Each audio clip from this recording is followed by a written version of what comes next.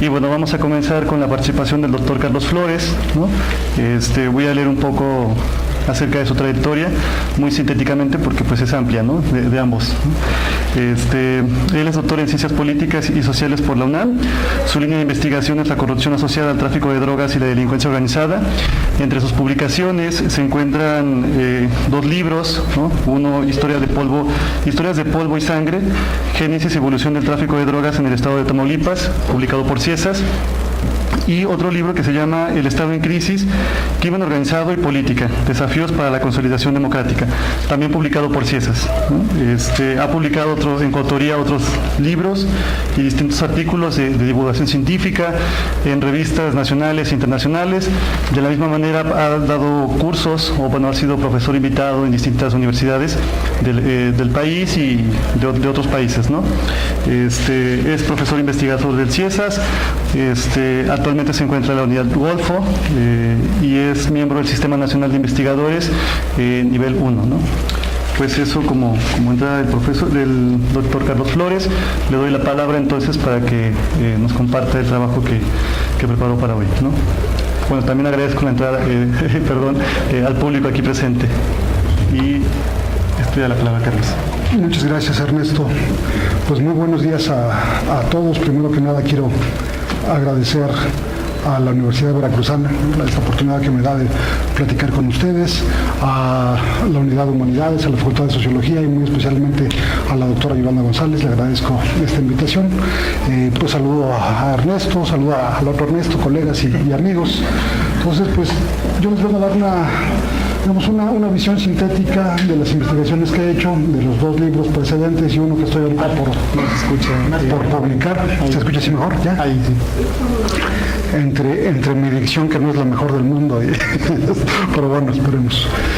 Les voy a dar, digamos, una visión panorámica de las investigaciones que yo he hecho, enfocadas al noreste del país, pero que tienen repercusiones nacionales, ¿no?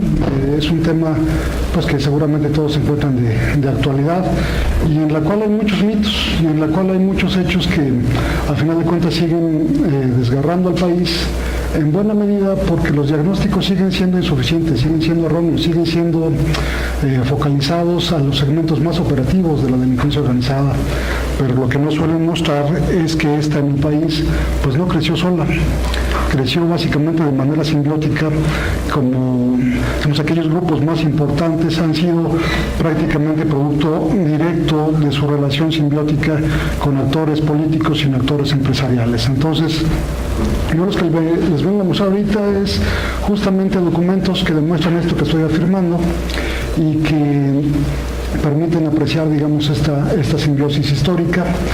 Está basada en una investigación sociohistórica, ¿no? De corte sociohistórico, en hemerografía, en documentos oficiales que ahora son públicos, que se pueden obtener todos, o la mayor parte de ellos, a través de acceso a la información.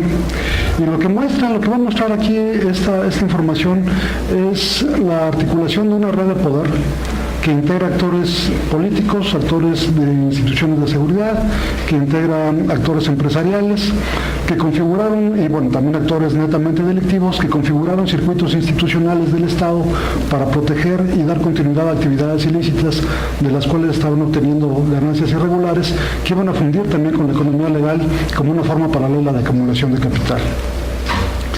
Me baso básicamente en el noreste mexicano, como les había dicho, es una región muy integrada entre sí, son 3 estados, son Coahuila, son Nuevo León y Tamaulipas, que tienen una dinámica económica y en alguna medida política muy integrada y que también tienen un intercambio muy fuerte con el estado de Texas, que está al norte de los mismos. Es un cruce fronterizo secular donde han intercambiado por mucho tiempo mercancías regulares e irregulares, ¿no? Legales e ilegales. Es también un punto donde se encuentra el principal polo de concentración económica del norte del país, que es la ciudad de Monterrey, en el estado de Nuevo León. Ahí, digamos, una familia emblemática empezó, digamos, a generar inversiones significativas en el desarrollo industrial de la región. Básicamente tenían dos grandes empresas emblemáticas. Una era la fundidora de Fierro y Acero y otra era sobre todo la cervecería Cuauhtémoc. La cervecería Cuauhtémoc es su principal inversión. Esta familia se distingue por ser una familia de derecha conservadora. Eran contrarios a los principios sociales de la Revolución Mexicana, se opusieron de manera muy fuerte a la presidencia de Lázaro Cárdenas y a sus principios, digamos, de reivindicación de los derechos sociales que exigía la Revolución Mexicana. Apoyaron el levantamiento armado del general Juan Andreu Almazán y tenían además una fuerte conexión con contrabandistas en la región. Aquí lo que están viendo ustedes es un documento de inteligencia que se le entrega en la administración del general Lázaro Cárdenas, donde se le está informando cómo se lleva a cabo un contrabando masivo de armas para favorecer la rebelión de Juan Andreu Almazán, que ustedes saben que no estalla, pero finalmente, digamos, aquí estaba mostrándose cómo estaba llevando a cabo ese tráfico. Se lleva a cabo desde Tecate, Baja California, pero las armas se envían desde California. La compañía Standard Oil Company, digamos, interesada en revertir la expropiación petrolera, está favoreciendo también este tráfico de armas, asociado con actores ligados a Juan Andreu Almazán y enviando armas que van a ser concentradas en Nuevo León en una fábrica de cartones que se llama Titán, que era parte del grupo empresarial de los Garza Sada.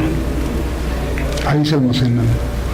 Esto es en la lógica de la Asociación Presidencial de 1940, en la época, digamos, en la que hacia esos años Juan Andreu Almazán era el comandante militar de la séptima zona con sede en Nuevo León, y el teniente coronel Tiburcio Garza Zamora era uno de sus subordinados, operaba, digamos, ese tráfico de armas, y él era comandante del puesto militar en Reynosa, Tamaulipas, que en ese entonces dependía de la séptima zona militar. Al final de cuentas la rebelión no tiene lugar, pero ahí se empiezan a configurar una serie de relaciones muy importantes para la dinámica que vamos a apreciar a continuación. Hacia 1947 ya hay una camarilla política que está operando en la región noreste del país, que integra en primer lugar, el número uno es el coronel Carlos I. Serrano. Ustedes como veracruzanos a lo mejor les tienen algún tipo de remembranza al respecto, si no ahorita lo vamos a revisar. El número 2 es el general Raúl Gárate Legleo, que era el subsecretario de la Defensa con Miguel Alemán, y que Miguel Alemán va a enviar como sustituto de un gobernador tamaulipeco al que deponen. El tercero es un exgobernador neoleonés que hacia 1947 era jefe de la zona militar en Tamaulipas, de la octava, en Tancol, el general Bonifacio Salinas Leal. El número cuarto es un diputado federal, cacique, empresario de San Fernando, Tamaulipas, que se llamaba Lauro Villalón, que era cuñado del número 5, que era el general Aarón Garza Sáenz, neoleonés de origen, casado con una mujer sinaloense y que va a tener una gran influencia en la agroindustria. Y el sexto, el teniente coronel, ya general Tiburcio Garza Zamora, del cual habíamos hablado. Estos personajes tienen una gran relación de cercanía con Miguel Alemán en 1947. Ahí tienen ustedes a Miguel Alemán con Carlos I. Serrano y tienen ustedes a Miguel Alemán con Tiburcio Garza Zamora. Carlos I. Serrano fue el personaje que ideó la configuración de la Dirección Federal de Seguridad, o la policía política emblemática del país. Entonces, distintos análisis muestran que hay múltiples inversiones en las cuales la camarilla de Alemán estaba involucrada, desde propiedades inmuebles en el país, compañías constructoras, empresas turísticas, medios de comunicación. Telesistema Mexicano fue una inversión en la que él participó. Y hay, digamos, evidencias que apuntan hacia intereses también de empresas ilícitas, ¿no? Además de los casinos y hipódromos en los cuales tienen interés, ahorita vamos a ver otros de mayor interés. Este es un documento de 1951 de la Agencia Central de Inteligencia, de la CIA, que hace un análisis sobre México, y en la cual está señalando con toda claridad que el coronel Carlos I. Serrano, que era además uno de los personajes más cercanos a Alemán, que además de ser, digamos, jefe del Senado, ¿no?, de la mayoría del Senado, de la Cámara de Senadores, era uno de los personajes que más tenían relación con él en términos de la estabilidad política. Aquí lo está diciendo con toda la claridad. Serrano, en el segundo párrafo, más bien en el último, Serrano, un hombre inescrupuloso, activamente involucrado en varias actividades ilegales, tales como el tráfico de drogas. ¿Qué es lo que significa que una institución como la Dirección Federal de Seguridad, la Policía Política del país, nazca en toda forma bajo los influjos de un personaje de esta naturaleza? Bueno, pues ustedes lo podrán deducir. Les había dicho yo que en 1947 hay una sustitución de poderes en Tamaulipas. La camarilla de Emilio Portes Gil, que digamos era la que entonces estaba primando en el Estado, representada por Pedro González, es defenestrada, se le saca del poder por un personaje ligado a Miguel Alemán, con una maniobra que hace Miguel Alemán, que manda como gobernador a su subsecretario de la Defensa, que era Raúl Gárate. Aquí tienen ustedes a Carlos I. Serrano con Raúl Gárate. Y una vez que esta red de poder se coloca en el poder en Tamaulipas, Miguel Alemán directamente empieza a hacer nombramientos de gente que va a ocupar las jefaturas de las oficinas aduanales. Directamente. Ahí está el caso de Ciudad Mier, ahí está el caso de Tampico, ahí está el caso de Nuevo Laredo, ahí está el caso de Matamoros, donde incluso el personaje que se va a hacer cargo del resguardo aduanal, es decir, como la policía aduanal, es un personaje que se llama Miguel Solís Alemán, pues es un pariente. Uno se puede preguntar por qué un presidente de la República está nombrando funcionarios esencialmente menores. No es un secretario, no es un secretario, ni siquiera es un jefe de unidad, son funcionarios menores.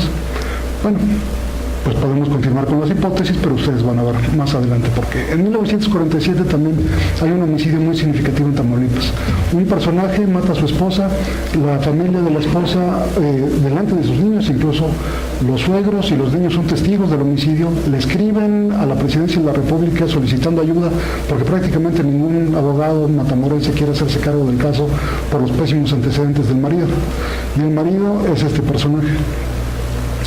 Es Juan Nepomuceno Guerra Cárdenas, Juan N. Guerra. Juan N. Guerra, para los que no estén familiarizados con estas cosas, Juan N. Guerra es la figura original a la cual se le identifica como líder de esa red criminal que los medios identificaron como el Cártel del Golfo. Aquí está su ficha como policía de la Policía Judicial de la Ciudad de México, que fue, colaborador de un procurador de justicia de la Ciudad de México, que había sido un gobernador de Tamaulipas, que se llamaba Francisco Castellanos, y que se lo había llevado a colaborar con él. Al final de cuentas, el homicidio pasa impune, y en 1956 ustedes pueden seguir viendo en los medios tamaulipecos la prestancia social de la familia Guerra. Venustiano Guerra era el juez de paz entonces, iba a ser después magistrado del Tribunal Superior de Justicia del Estado, iba a ser presidente del PRI, pero a este personaje en los libros que me hizo favor de mencionar Ernesto, claramente se ve como esa red de poder que se constituyó en Tamaulipas permitió que ese homicidio fuera impune, porque este personaje ligado a los contrabandos les estaba siendo de gran utilidad.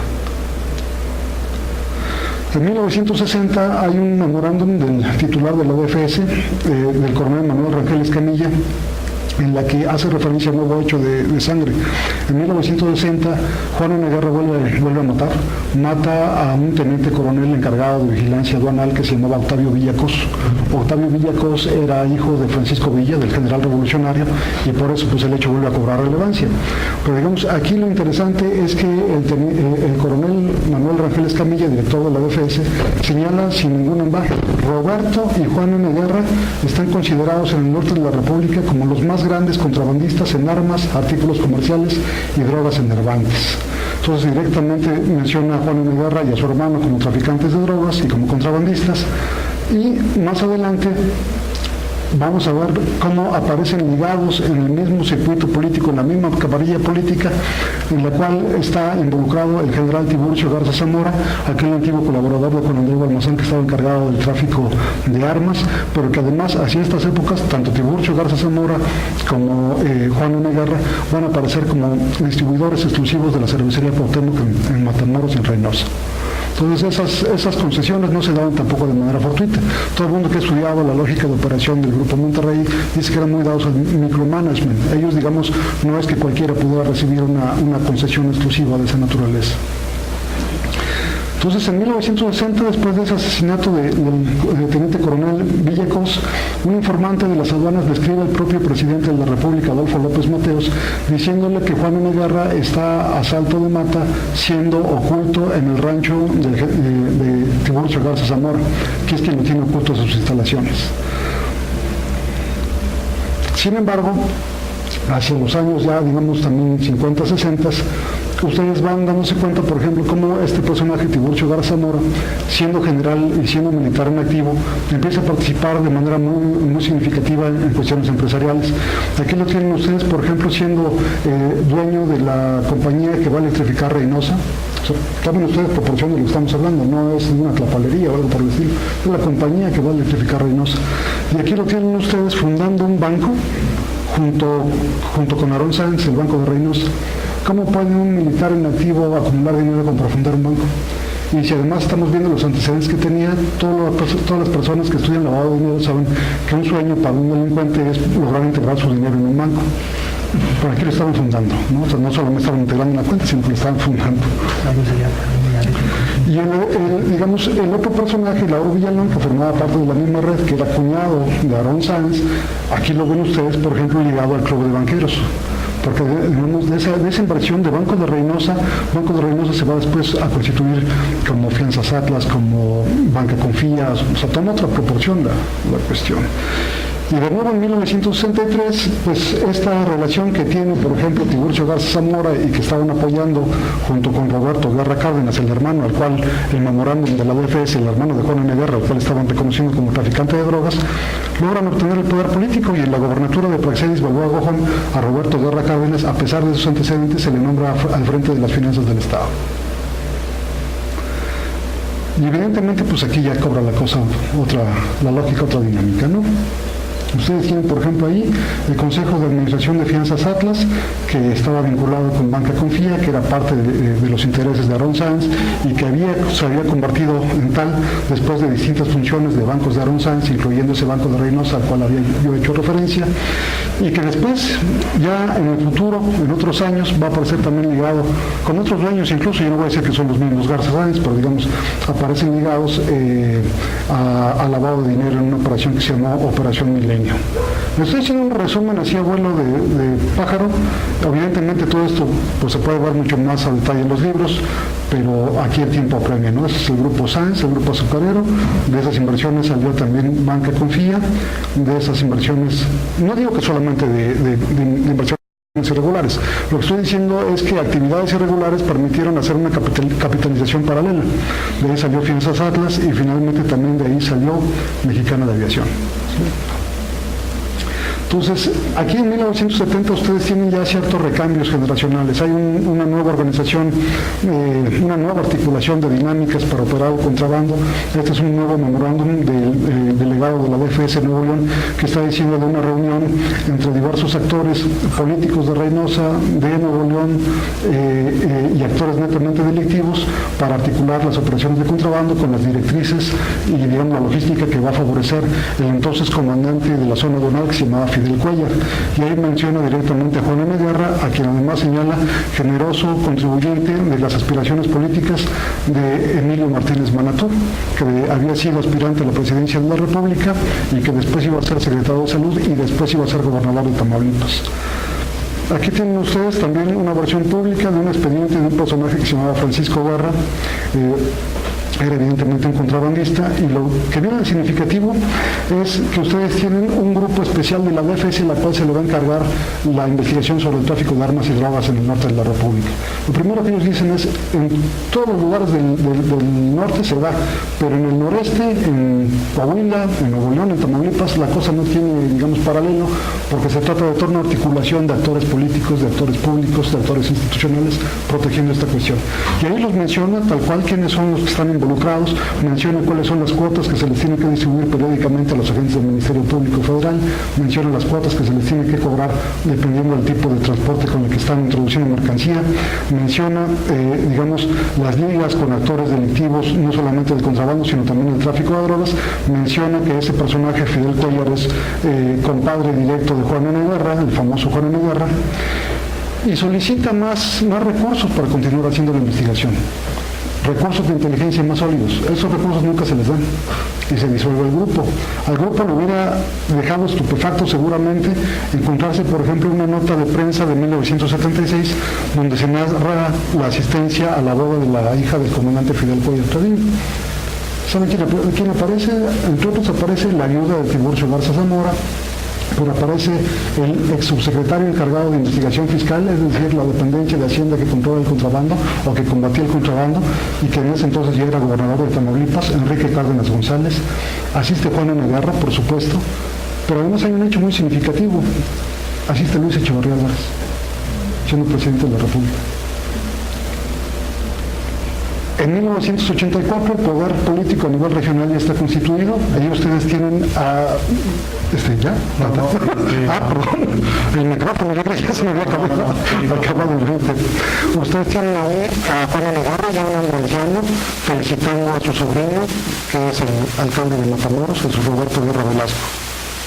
Ustedes saben que en la lógica del sistema de la época, por los presidentes municipales eran designados básicamente por el gobernador, ¿no? Entonces, digamos, ese es el sexenio en el cual estaba gobernando ya Emilio Martínez Manatú, que ustedes tienen ayer el número 2. Se configura un nuevo circuito que tiene relaciones entre sí desde la legislatura del Congreso de la Unión de 1958 a 1961, en la cual confluyen actores muy interesantes y que hacen relaciones no interesantes para estos temas. El primero es Leopoldo Sánchez Ellis, de Sinaloa. Ustedes saben quién era digamos, el jefe de guardaespaldas de Leopoldo Sánchez Ellis. Era Miguel Ángel Félix Gallardo, digamos, el sinaloense al cual se le atribuía el liderazgo principal de las organizaciones del noroeste en su época. Estaba ahí también Emilio Martínez Manatú, estaba Carlos San González, y estaba de nueva cuenta, como cambio generacional todavía no, digamos, todavía de la antigua genealogía, estaba Tiburcio Garza Zamora. Otros sectores fuera de la legislatura también van a tomar relevancia para esta red. Alfonso Martínez Domínguez, que iba a llegar a ser gobernador de Nuevo León, porque antes había estado a cargo de la jefatura del gobierno del Distrito Federal, y que bueno, que ya no lo menciono, porque tenía bajo su cargo un militar que también se iba a llevar con él como jefe de zona militar, y que era Manuel Díaz Escobar, el que formó los halcones. El segundo, pues ya saben quién es el que era secretario de Industria y Comercio en el gabinete de Adolfo López Mateos, y Óscar Flores Sánchez, un subsecretario de Agricultura en la época de Miguel Alemán, encargado de la represión de la fiebre aftosa, del rifle sanitario, que hacia esa época después había sido gobernador de Chihuahua y que también iba a llegar a ser Procurador General de la República. Hacia 1995 ya me estoy dando otro salto ya más grande. Las cosas se mantienen, ¿no? Digamos, este es un documento. Este no fue público, pero fue publicado, ¿no? La revista Milenio, digamos, lo difundió, y este es el original, lo conseguí con periodistas, que es un documento del CIAN, el Centro de Inteligencia Antinarcóticos del Estado Mayor de la Defensa Nacional, que entonces funcionaba, en su momento era secreto, que habla, por ejemplo, de cómo algunos de esos personajes que vimos en las fotos anteriores, pues siguen siendo señalados por el órgano de inteligencia antinarcóticos de la defensa en este tipo de acciones. Ahí los pueden ustedes ver, y se alcanza a distinguir, ¿no? Un poquito. Otro más. Pero más allá de eso, ustedes, porque evidentemente la defensa negó la autoría de este documento. Ustedes saben que en las áreas de inteligencia, cuando algo se filtra, el documento tiene que tener una capacidad o una posibilidad de negabilidad. Es decir, pues ya te lo balconearon, pues di que no es tuyo, que no lo hiciste, que no viene firmado, lo que sea, ¿no? Pero aquí, por ejemplo, en este caso, este es un documento judicial de Estados Unidos, en las Cortes Penales de Estados Unidos, de 1996, del juicio de Juan García Ábrego. Ahí con toda claridad está, digamos, los testimonios de la gente que llevó a una sentencia condenatoria en contra de Juan García Ábrego, están señalando al subprocurador antinarcóticos de la época, recibiendo dinero de él. Tienen ustedes el caso también de Mario Ruiz Massieu, concuño, ¿no? Digamos, de la familia en el poder entonces, que también recibe una sentencia condenatoria, a la cual ustedes van a poder ver aquí, en la cual se está haciendo referencia a la existencia de toda una red de encubrimiento de actores de poder del más alto nivel, que incluyen al subprocurador antinarcóticos, por lo menos, al jefe de la Visitaduría General, que es, digamos, como una especie de Contraloría Interna de la Procuraduría, que incluyen al jefe de la Policía Judicial de la época, Judicial Federal de la época, todos involucrados en la protección de las organizaciones del tráfico de drogas. Entonces, ¿qué nos permite ver esto?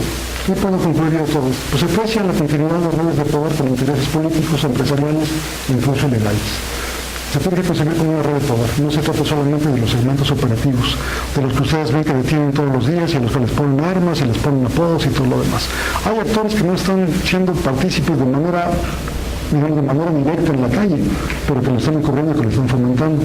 Entonces, la delincuencia organizada no solamente está integrada por segmentos operativos. Ahora bien, ¿cuáles son los efectos para un Estado de que aquellos actores que están en los hechos encubriendo y protegiendo estas actividades ilícitas sean las mismas que formalmente están regulando y generando los modelos de acumulación formales, legales que va a tener un país, y la articulación de poder que va a tener un país institucional? Es algo muy complicado. Por principio de cuentas, lo que podríamos quizás concluir es que probablemente por los procesos de regulación del Estado, si han nacido de manera tan temprana con esta lógica, sin generalizar, en buena manera podemos considerar que ciertos circuitos regulatorios del Estado no están defendiendo intereses públicos. están beneficiando intereses privados, incluso delictivos, y formas de acumulación ilegal de capital que no están con la economía legal. O sea, no es que exista una economía ilegal totalmente separada.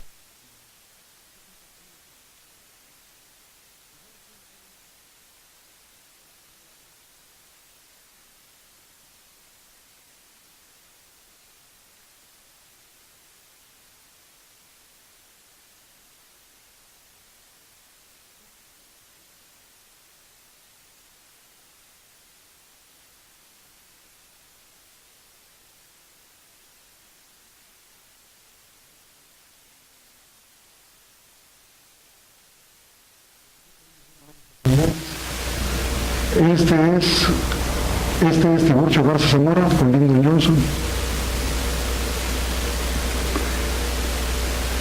Este es el presidente George Bush, pues ya saben ustedes con quién. Y este es el otro presidente George Bush con el gobernador Thomas Yarrington. Uno era gobernador de Tamaulipas, el otro era gobernador de Texas. Thomas Yarrington fue el único gobernador mexicano que fue invitado a su toma de posesión. Y yo digo, con todo el aparato no se sabía quién era este personaje. Muchas gracias.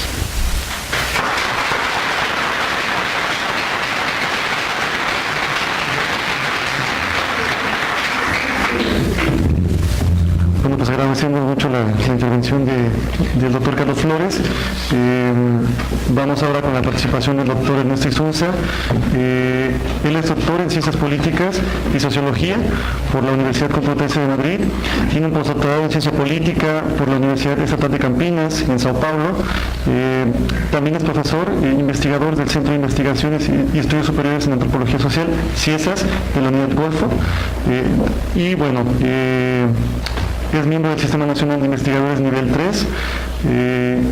Entre sus publicaciones, digamos, ha sido autor y coautor de los siguientes títulos, ¿no? Controles democráticos, no electorales y regímenes de rendición de cuentas en el sur global. México, Colombia, Brasil, China y Sudáfrica. Informe País sobre la calidad de la ciudadanía en México, publicado por el INE. Y la innovación democrática en América Latina, tramas y nudos de la representación, la participación y el control social, publicado por CIESAS y la Universidad Veracruzana. También ha publicado muchos artículos en revistas nacionales e internacionales. Del mismo modo ha sido profesor invitado en distintas universidades del país como a nivel internacional, ¿no? Pues le doy la palabra entonces ahora al doctor Isunza. Gracias, Ernesto. Es un gusto estar aquí en casa, en la Facultad de Sociología, de la que orgullosamente se ha impedido que yo inicié mi carrera. Y el regresar también tiene que ver con el tratar de compartir qué es lo que hacemos y qué es, cómo lo hacemos desde la investigación.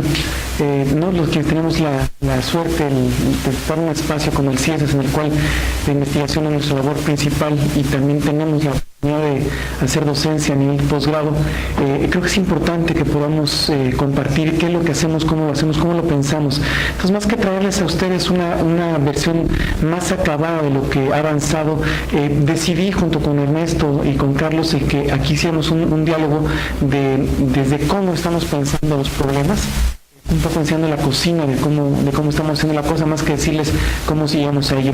Y también conociendo el trabajo tan impresionante que hace Carlos en términos de documentación de procesos de esta relación de redes formales e informales que deciden la vida de millones de personas en este país. Bueno, vamos a darle un giro completamente diferente que tiene que ver con lo que les voy a explicar aquí. La idea básicamente entonces es entender cómo, a partir de casos concretos que podemos analizar en el territorio que puede ser Jalapa, que puede ser Coatepec, que puede ser la zona metropolitana, que puede ser Poza Rica, Ciudad de México, puede ser una red en la cual estos lugares toman materialidad, es decir, redes, como bien lo explicaba Carlos, en los cuales tenemos actores en estos diferentes lugares locales. ¿Cómo podemos reconstruir la visión que tenemos de lo político? Es decir, hemos tratado a lo largo de diferentes años el tratar de pensar cómo diferentes partes de la realidad social pueden ser comprendidas en una lógica de gobierno representativo, ¿no? Como lo define básicamente Bernard Manon.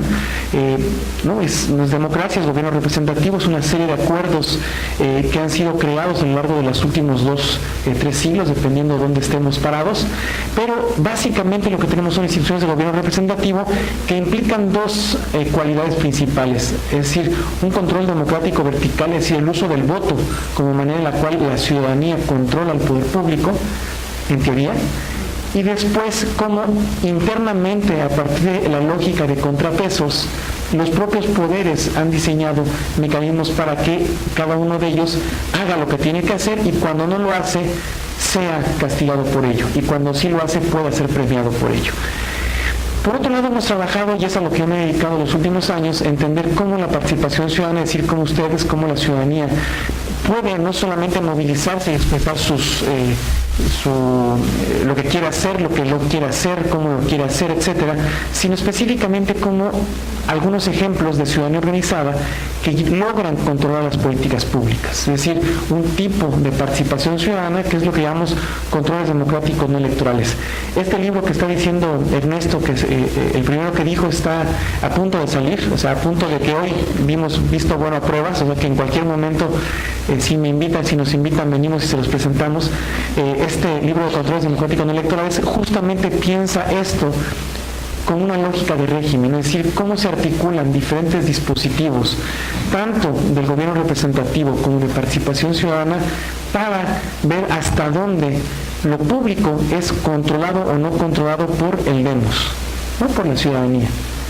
Ahora, cuando llega uno a un momento en el cual el grado de descomposición donde hemos estado paradas y parados en este lugar, no, ya no hablamos en abstracto, en esta propia ciudad, en la cual hace 15 años podíamos salir a cualquier hora, fuésemos de un fenotipo o de otro, fuésemos mujeres, hombres, o tuviésemos otra identidad genérica o sexual, o no, tuviésemos una pinta u otra, los pelos largos o cortos, blancos o trenzados, pintados de amarillo o azul, y no pasaba prácticamente nada, ¿no? Casi no nos acordamos de aquellos años, y cómo actualmente tenemos que identificar que hay una serie de cambios en la vida cotidiana que no se explican ni por las ventajas y desventajas o los arroyos aciertos ni del gobierno representativo ni de la participación ciudadana, sino que están en otro campo de decisiones que son los poderes fácticos y los poderes criminales. Todos los poderes criminales son poderes fácticos, no todos los poderes fácticos son poderes criminales, ¿no? Se hacía la broma hace 15 años que había el crimen organizado, ¿no? Que eran los malos, como se decía, nadie se atrevía a decir el nombre de estos grupos, y estaba el desorganizado, ¿no? Que era el gobierno. Ese tipo de noción de lógica, de sentido común, efectivamente tiene su fundamentación en datos concretos que necesitamos pensar claramente para poder investigarlos. Investigarlos con herramientas como se ha hecho, como se ha demostrado aquí claramente con lo que hace Carlos, pero también con otras herramientas que son más cercanas a una sociología de la vida cotidiana, a una sociología de la violencia, a una sociología cultural, a una sociología política, o incluso, yo creo que mejor, una serie de avances del conocimiento en estas parcialidades que llamamos, ¿no? Sociología del conocimiento, de la cultura, de la violencia, etc. De ahí es donde creo que necesitamos repensar el foco, no de manera, claro, completa en una sola persona, sino en investigaciones de largo aliento que nos permitan documentar esas tres, me parece a mí, formas básicas en las cuales el poder se materializa en nuestra vida cotidiana, ¿no? Muchas veces no es el poder práctico y criminal el que modifica lo que está sucediendo, pero vamos a ver qué peso tiene aquello. Cuando entonces hacemos ese cambio de mirada, que esa es la propuesta analítica que les propongo o que estoy mostrando, que es la que hemos tomado en los últimos tiempos, en los últimos par de años, tiene que ver entonces, por un lado, que el centro del debate está en la cuestión del control democrático, en las relaciones, es decir, la interfaz entre lo público y lo privado. ¿Qué es lo que definimos como público, qué es lo que definimos como privado y, por lo tanto, intereses que se protegen por uno y por el otro? La respuesta es obvia, como ya lo explicaba Carlos, gran parte de lo que se decide no se decide en el espacio público, sino lo que implica el espacio público está entrelazado con estas redes grises, con esos espacios de relación en el cual en lo privado se decide lo público, con redes que no son una anomalía, no es una enfermedad, sino es una forma estabilizada de toma de decisiones. ¿Sí?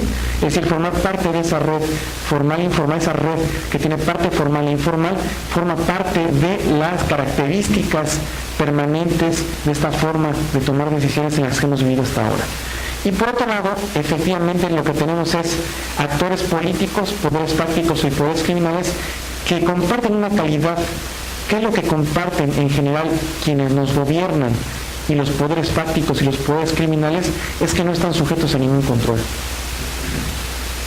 Por eso nuestra lógica no es como una sofisticación de ahora cómo damos otra maroma más para que el control democrático no caiga, no. Al contrario, pensamos que nuestro punto de referencia para poder analizar hasta dónde un arreglo institucional, un arreglo socioestatal está funcionando o no, es hasta dónde se lleva a cabo el control democrático de lo público. Sí, ese es el baremo, es la mirada que nos permite entonces repensar cómo están hechas las cosas, estos acuerdos, estas instituciones, estos regímenes finalmente, ¿no? ¿Qué es lo que encontramos entonces a partir de este cambio de mirada? Son dimensiones clave para poder aterrizar esa nueva mirada, ¿no? Primero necesitamos, como aquí ya se demostró, una reconstrucción histórica del actor red en plazos largos, ¿no? Ninguna de las redes que está tomando decisiones en este momento empezaron ayer, ni en el gobierno municipal de Jalapa que empezó en enero.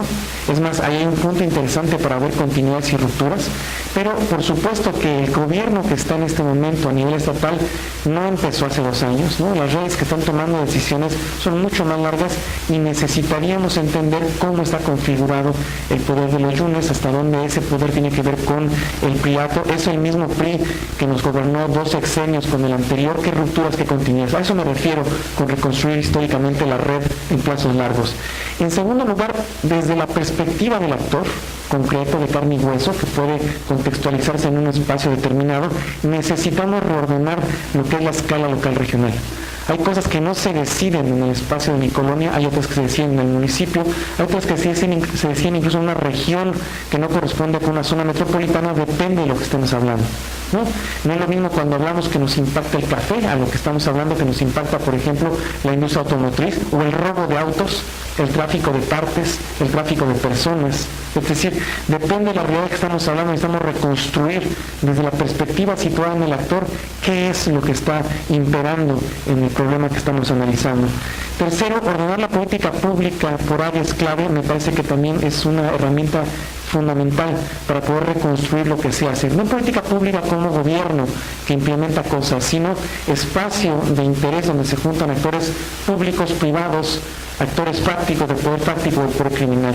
Y así se repiensa el ejemplo que les ponía de los autos, ¿no? Cuando ustedes tratan de pensar eso, ya no solamente son cuántas distribuidoras, quién lo compra, cómo lo hace, sino también quién roba, qué tipos de autos se roban, para qué. Una vez eso, también cómo se desguazan, dónde se venden las partes. Y así entendemos, por ejemplo, de repente las inexplicables momentos en los cuales en cierta área de esta ciudad, de Jalapa y de esta área metropolitana, empieza a haber asesinatos selectivos, gente que trabaja en talleres, gente que trabaja en desguaces, gente que trabaja revendiendo autos, taxistas incorporados con, etc. Es decir, si tratamos de analizar en términos de áreas articuladas de la realidad, empieza a tener sentido ciertas cosas que no tienen sentido en una lectura superficial.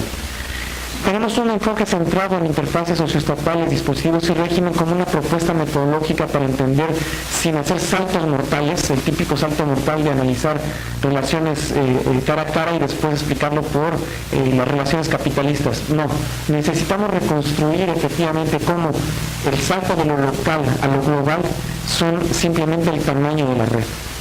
El tamaño de actores y de mecanismos y de dispositivos que están enlazados es lo que nos lleva a avanzar a lo global y no explicaciones fantasiosas o ideológicas de lo que sucede en la vida cotidiana a partir de previamente construidas.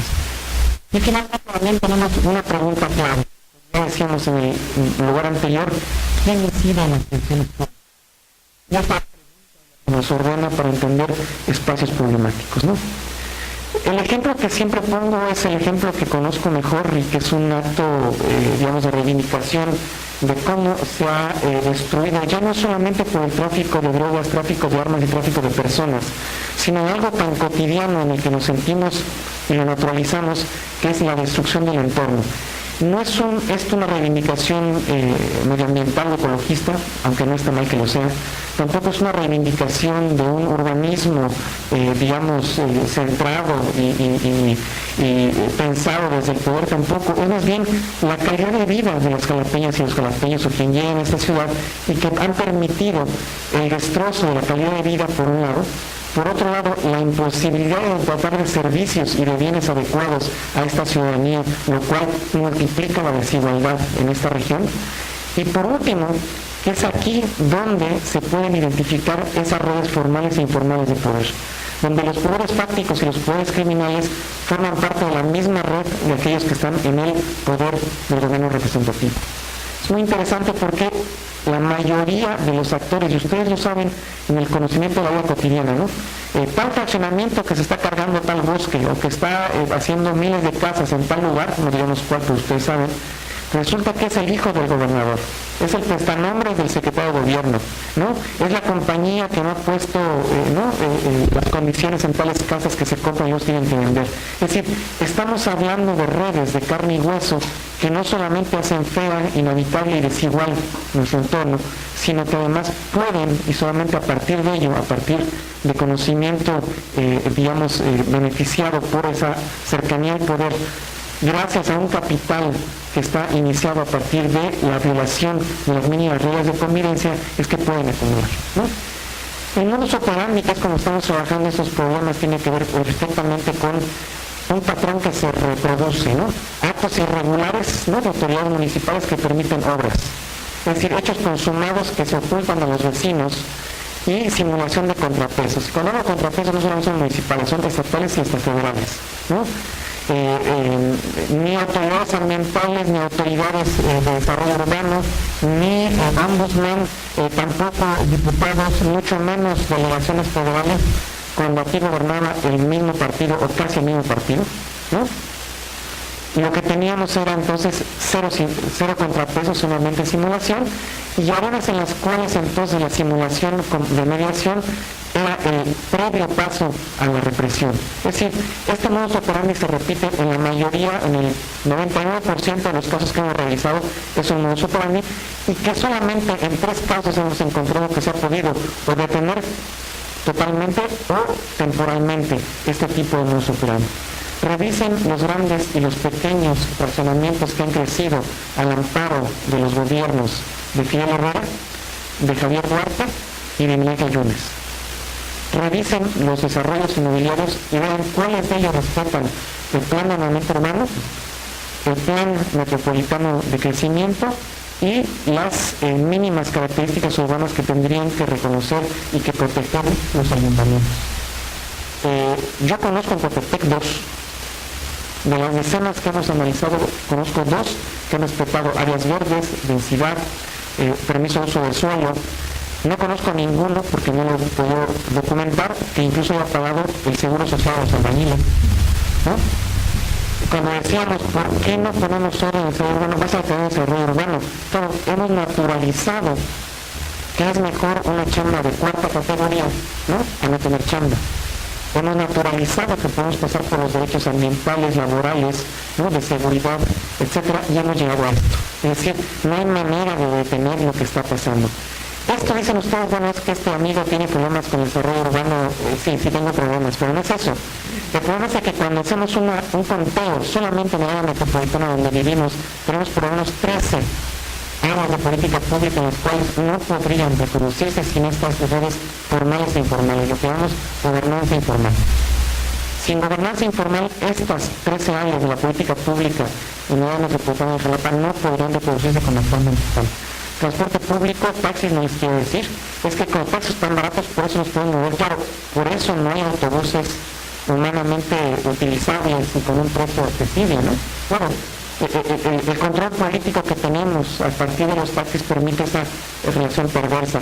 el agua potable, los proyectos inmobiliarios, extorsiones diversas, alcohol y drogas, trabajo sexual, trata de personas, autos, casas de empeño, donde se vende lo que se roba en sus propias casas, y les dice el policía que hace que perdí una cámara, voy a buscar a la casa de empeño, las cuales no están reguladas y no me piden factura, donde vamos a comprar computadoras porque nos cuestan 1,000 pesos y no 4,000, es decir, naturalizamos un modo, un régimen en el cual permite acumulación, pero que al final multiplica desigualdad.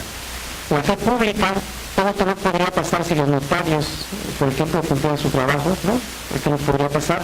La seguridad privada, ¿no? Que lo es porque la pública no existe. Esperemos que eso cambie en los próximos meses con la recuperación de las policías municipales, vamos a ver. Y la compraventa de cesión de plazas en los diferentes niveles. O sea, no puede haber un Estado eficiente sin un servicio público de carrera.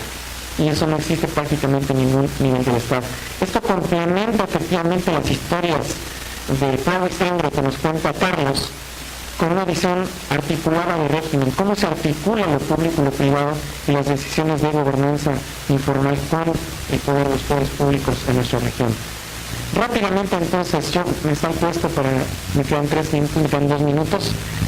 Básicamente digo, hay ciertas características que tenemos que repensar. Primero, las opciones descabelladas sin contrapesos ante crisis de legitimidad tienen una salida, ¿no? Tanto a nivel federal como a nivel estatal tenemos claramente cómo trataron de resolverse las crisis de legitimidad. Tenemos instituciones de contrapesos capturadas que tenemos que reconstruir, y esto no se ha mejorado con la última, que es el sistema estatal anticorrupción. Tenemos serios problemas en la construcción de instituciones, tenemos que reconstruirlas. Hay una expulsión de la sociedad organizada en términos de toma de decisiones, y además hay una dictación y complicidad federal, por lo menos hasta el día de hoy, de lo que tendrían que ser contrapesos verticales en el Estado mexicano. No es, cuidado, desde mi punto de vista, un Estado fallido en un Estado capturado. Lo que tenemos es un Estado parcialmente capturado en su origen, y actualmente lo que llamamos Estado clan o Estado clanificado. Es una forma de llamar a esta especial configuración del Estado en el cual el Estado parcialmente capturado se convierte en una lógica de gobernanza formal e informal, en esta noción en la cual los miembros del clan ocupan, los de la camarilla, ocupan realmente posiciones del poder ejecutivo como clan y son comprados por sí mismos. Es decir, no es un gobierno que es comprado por los malos que están afuera. Los malos, si podemos decir así, están dentro y están fuera, y se reparten roles en la definición de papeles, ¿no? Y eso, insisto, no es una anomalía, no es una gripe que se va a curar. Es efectivamente una gripe, es decir, es el virus que ha formado parte de las propias células y que engaña al sistema inmunológico. Es decir, forma parte de la configuración estructural de cómo se toman decisiones que afectan al público en este país. Este régimen en clave analítica tiene características comunes no con América Latina, sino lo que hemos visto en la literatura, que tiene que ver sobre todo con la antigua Unión Soviética y con Nigeria. Y rápidamente digo que habría 4 características comunes que podemos comentar si ustedes quieren más adelante. Y básicamente quiero terminar con esta idea, porque fueron mis 20 minutos. Bueno, entonces regreso a mis 4. Termino entonces mis 4 ideas, pensé que eran 20, perdón. Tenemos 30, entonces tengo 5 minutos, voy a dejar extra. 4 ideas por qué el Estado parcialmente apropiado, el Estado planificado. Porque nosotros tenemos características comunes en las cuales tenemos un Estado fragmentado, sí, por supuesto, pero cuidado, no es un Estado débil, no es un Estado fracasado o fallido. Repetir esa lógica de que tenemos un Estado fallido y fracturado identifica que hay una institución que no pone orden porque no puede. Y la idea es de que no lo pone porque no quiere. Cuando queremos identificar a 4 acelerados que vienen a quemarnos una oficina pública, los encontramos porque tenemos infiltrado hasta el último movimiento, y ustedes lo saben, ¿no? Cuando queremos ponerle un estate quieto a alguna persona que dice algo que está tocando intereses, sabemos a qué horas está en su casa, cuando no está, etc. Cuando tenemos que identificar a qué policía vende marihuana en la calle, lo hacemos, ¿no? Como ha pasado aquí en la región hace 2 años. Es decir, no es que no haya ni instituciones, ni fuerza, ni inteligencia, ni técnica, ni saber humano. Es que hay acuerdos que permiten que se hagan ciertas cosas en ciertos lugares, ciertas personas, y en otros no. Esto cuadra perfectamente con las explicaciones a largo plazo que nos explica Carlos. Segundo, no tenemos nosotros entonces buenos y malos dentro y fuera, sino tenemos lo que llaman algunos autores nomadismo institucional, es decir, pasamos por instituciones formales e informales de un lado a otro como parte de una lógica que tiene que ver con ese clan o con esa camarilla. Tercero, tenemos relaciones ambiguas que están hechas para que permanezcan ambiguas, ¿no? Es como cuando entrevistamos a una persona que nos quiere cobrar una mordida. Nunca te van a decir que le des la gana. Bueno, nunca. Pocas veces. Normalmente lo que te están diciendo son indirectas, y cuando es bueno, ¿de cuánto estamos hablando? Pues usted dirá, patrón, bueno, yo tengo suficiente, bueno, ¿qué es suficiente para usted? Esa ambigüedad no forma parte solamente de un diálogo cotidiano de la corrupción, forma parte del diálogo más estructural de la corrupción, ¿no? Esa ambigüedad tiene que ver con grupos informales, instituciones, entidades y dominios estatal y privado. Y tienen que permanecer de esa forma precisamente para funcionar. Esa es la lógica del Estado planificado.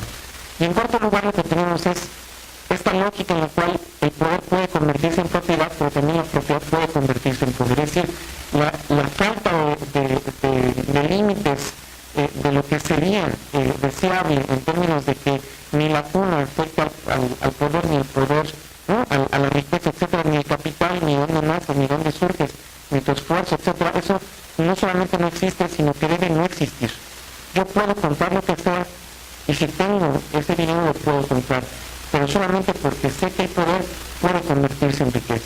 Es una lógica perversa de doble sentido, que además es naturalizado. Nosotros sabemos que a menos de que sea un marciano, quien llegue a un puesto público va a enriquecerse. Y también sabemos que si no tienes el suficiente dinero, será un acto completamente histórico o raro el que llegue alguien que no tenga ese dinero a ese espacio de poder, ¿no? Y lo tenemos naturalizado. Si queremos llegar ahí, solamente podemos jugando esas reglas del juego. Y ahora si termino con la última. Son tres ideas en términos de qué tiene que ver entonces la lógica o la idea de controles democráticos en todo esto. Estamos hablando de manera, digamos, naif de cómo podemos controlar o cómo podemos reconstruir nuestros acuerdos sociales e institucionales de poder. Creo que no. Creo que precisamente ahí está la apuesta en donde tendríamos que modificar los acuerdos que hasta ahora están naturalizados. En primer lugar, entonces, tenemos un diagnóstico del régimen, donde desde el punto de vista clave del tema es el control democrático de las relaciones entre diferentes instituciones. Es decir, la gran apuesta que ha sido pospuesta en la transición del 2000, en los cambios, en el retorno del PRI, etcétera, precisamente ha sido la relación entre el poder público y la ciudadanía, ¿no? La participación ciudadana ha sido solamente un discurso periférico. Cuando se ha utilizado ha sido para legitimar lo que ya se ha tomado como decisión, cuando mucho para darle a aportar a lo que sean instituciones que necesitan ese tipo de discurso, y los que participan cuando muchos son una élite. Ahí está, insisto, la necesidad de modificar los términos del peso de la participación en la toma de decisiones. Segundo, si no enfocamos en términos de política pública, comprendiendo dinámicas y diversidades de estas redes, será mucho más complicado hacer esto que hemos dicho junto con otros autores que tiene que ser la posible salida. No es un cambio de personas buenas que lleguen al lugar adecuado, y no porque no sean buenas, ¿no? Los que puedan llegar a estar por llegar, sino porque el acuerdo, como estamos tratando de demostrar, no funciona así. No son buenos dentro y fuera malos, por parte de estar malos dentro y los buenos fuera. El acuerdo está hecho para que eso no funcione así. Por lo tanto, se necesita, sí, efectivamente, un proyecto político que reconozca estas debilidades, estos problemas, esta forma de operar, para que se levanten barreras, desincentivos y mecanismos de vigilancia mucho más resistentes a la aplicación ilícita.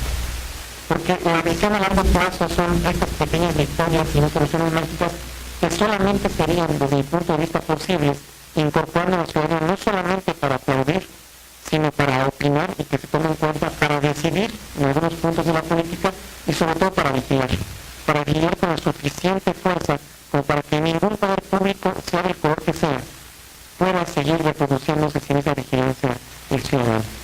Yo creo que es la idea que puede articular cómo desde esta noche tan larga que hemos vivido podríamos empezar a buscar salidas luminosas.